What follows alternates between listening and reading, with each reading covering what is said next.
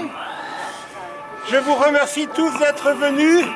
C'est vrai que dans la communication, certains parlaient de la préfecture et avaient en tête l'endroit où on cherche sa carte grise.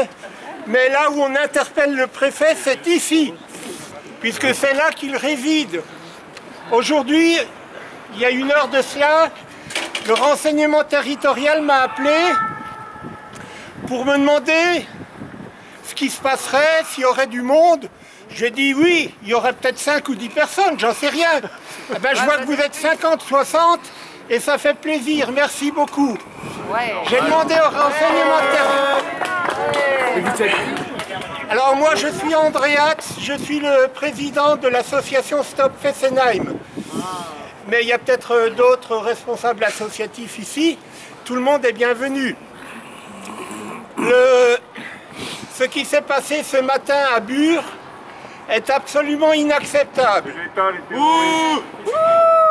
C'est inacceptable sur le fond parce qu'il est normal qu'il y ait des gens qui luttent pour les générations futures et qui veuillent empêcher l'enfouissement des déchets radioactifs. Les gens qui luttent à Bure, qui occupent le terrain à Bure, devraient être remerciés et ne devraient pas être chassés et poursuivis. Ensuite, sur la forme, il y a quelque chose qui est absolument inacceptable, qui est absolument dégueulasse, c'est la tromperie qui a eu lieu. Lorsqu'on a un secrétaire d'État qui s'appelle Sébastien Lecornu, lorsque l'on demande à ce qu'il y ait une rencontre avec les opposants, qu'on annonce cette rencontre avec les opposants pour demain, on n'a pas le droit de les tromper et de procéder à cette rafle qui a eu lieu ce matin. Si je dis rafle, c'est sciemment, parce que les méthodes utilisées me font penser à celles d'un autre temps. C'est l'État qui est illégal. On n'a pas le droit.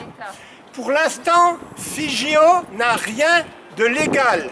Même l'autorité de sûreté nucléaire ainsi que l'IRSN émettent de très grandes réserves par rapport à ce projet d'enfouissement.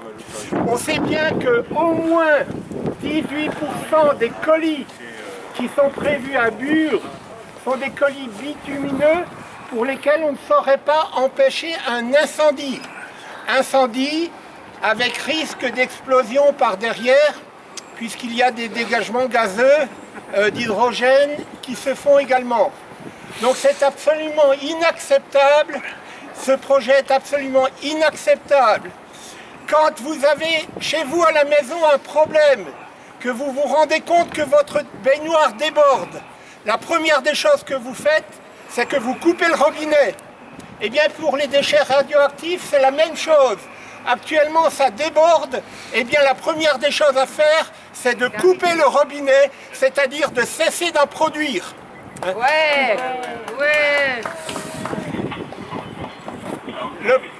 Le ministre de l'Intérieur imagine que l'état de droit, c'est ce qu'il a fait ce matin. Non, ça ce n'est pas un état de droit. Un état de droit, c'est un état où on met les opposants autour d'une table, où on discute avec eux, on se met à leur écoute et on essaye de comprendre pourquoi ils s'opposent. C'est ça un état de droit. Voilà. Alors, ce sont ces attitudes qui font que des gens qui, en principe, sont non violents, parce que les écologistes, les antinucléaires sont par nature anti-violents. On a fait des dizaines et des dizaines de manifestations sans qu'il n'y ait jamais eu un débordement. Je prends ces messieurs à témoin. Et voilà, ils nous mettent, ils cherchent à nous radicaliser, ils cherchent à faire en sorte qu'il y ait des gens qui n'en peuvent plus et qu'il y ait des gens qui débordent pour ensuite les mettre à l'index. C'est absolument inacceptable et merci à tous d'être venus ce soir. Monsieur le préfet aurait gagné un brin de dignité à recevoir ce soir une délégation. Je lui en ai fait la demande. Le fait qu'ils ne nous reçoivent pas est une marque d'irrespect par rapport à la démocratie par rapport au dialogue que nous demandons. Ouais. Monsieur le préfet,